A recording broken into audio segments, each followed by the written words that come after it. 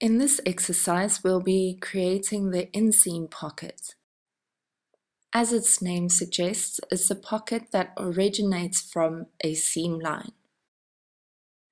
This type of pocket can often be found in the side seams of pants, skirts, and dresses. It's also often used in the front panels of blazers and jackets. There are various ways of constructing an inseam pocket. For this exercise, our chosen pocket construction method consists of 4 panel pieces. Looking at the diagram in front of us, you will see a side front panel represented by a yellow line.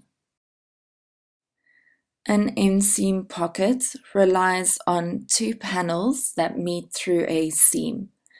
Therefore, the side front panel represents any panel that you would have used on the one side of your pocket.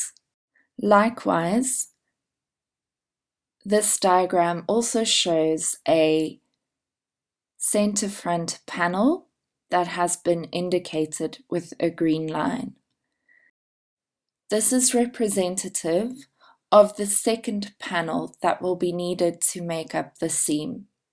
It does not necessarily need to be a center front panel, and it could be any other panel depending on the design. Indicated with the blue line is pocket bag 1. This will be attached to the side front panel. Pay attention to how the side front panel is extended.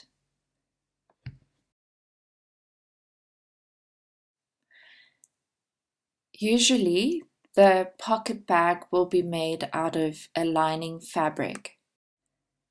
Therefore, we need the extension on the side panel to ensure that the lining won't be visible should the pocket gape open.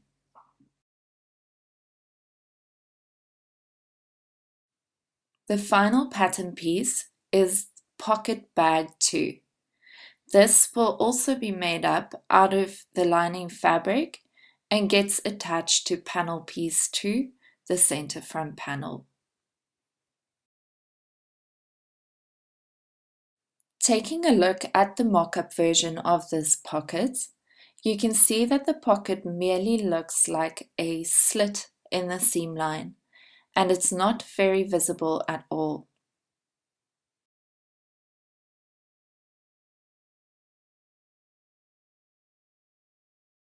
Note that the pocket bag needs to be large enough to fit in a hand or whatever object it is meant to carry.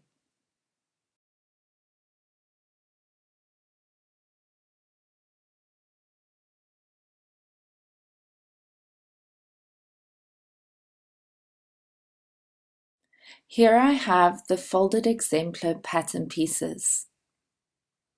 You can see on the right side I have the center front panel, and on the left side I have the side front panel.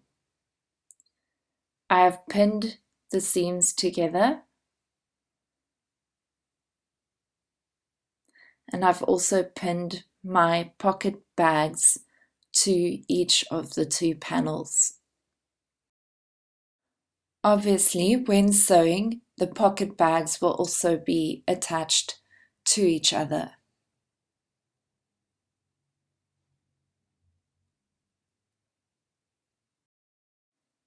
Taking the 2 panels apart,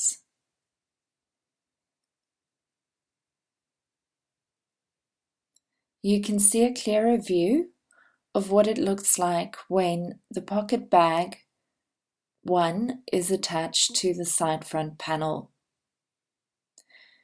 We also have pocket bag 2, which has been pinned onto the center front panel.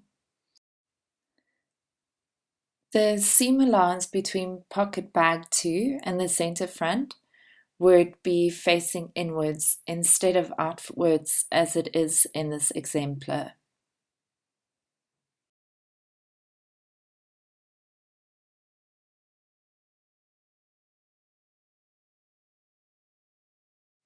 It's important to pay special attention to the notch placement on these pocket bags. Pocket bag 2 has notches indicating the placement line where pocket bag 1 and the side panel piece meet up. There's also a notch that indicates placement at the extreme curve towards the bottom of the pocket.